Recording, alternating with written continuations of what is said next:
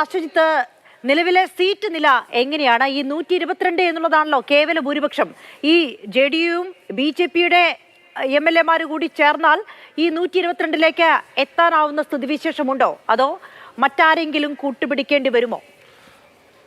അഞ്ജിത, നിലവിൽ അങ്ങനെ ഒരു സ്ഥിതിയില്ല. അത് കംഫർട്ടബിൾ മെജോറിറ്റി നിലവിൽ NDAക്കുണ്ട്. പക്ഷേ അനൂപ് ദാസ് നേരത്തെ സൂചിപ്പിച്ചതുപോലെ തന്നെ സീറ്റ് സമവാക്യങ്ങളിൽ അഥവാ ഈ നമ്പറുകളിൽ മാറ്റങ്ങൾ വരാനുള്ള സാധ്യതയുമുണ്ട്. കോൺഗ്രസിൽ നിന്ന് പലരും NDA സഖ്യത്തിലേക്ക് എത്തും എന്ന തരത്തിലുള്ള അഭ്യൂഹങ്ങളും ചർച്ചകളും ഒക്കെ നടക്കുന്നു എന്ന് പറയുന്നു. പക്ഷേ നമ്മൾ നിലവിലെ കണക്കുകൾ അഥവാ JDU NDA സഖ്യത്തിലേക്ക് എത്തുമ്പോഴുള്ള പ്രാഥമികമായ കണക്കുകളൊന്ന് പരിശോധിച്ചാൽ ആകെ 243 സീറ്റുകളാണ് ബീഹാർ നിയമസഭയിലുള്ളത്. അവിടെ 122 കേവല ഭൂരിപക്ഷത്തിന് വേണ്ടത്. ഇനി മഹാഗഡ്ബന്ധൻ, നിലവിൽ വീണ മഹാഗഡ്ബന്ധൻ മുന്നണിയിൽ എന്താണ് സ്ഥിതി എന്ന് നോക്കിയാൽ RJDക്ക് 79, കോൺഗ്രസിന് 19, ഇടത് പാർട്ടികളെല്ലാം ചേർന്ന് 16, അങ്ങനെ ആകെ 114 എന്ന സംഖ്യയിലേക്ക് മഹാഗഡ്ബന്ധൻ എത്തിയിരിക്കുന്നു. JDU പോയതോടെ, ഇനി JDU NDAയിൽ എത്തിയതോടെ, അവിടെയാണ് ഏറ്റവും പ്രധാനം. JDU NDAയിൽ എത്തിയതോടെ അവിടെ കാര്യങ്ങൾ കംഫർട്ടബിൾ മെജോറിറ്റിയിലേക്ക് എത്തുന്നു.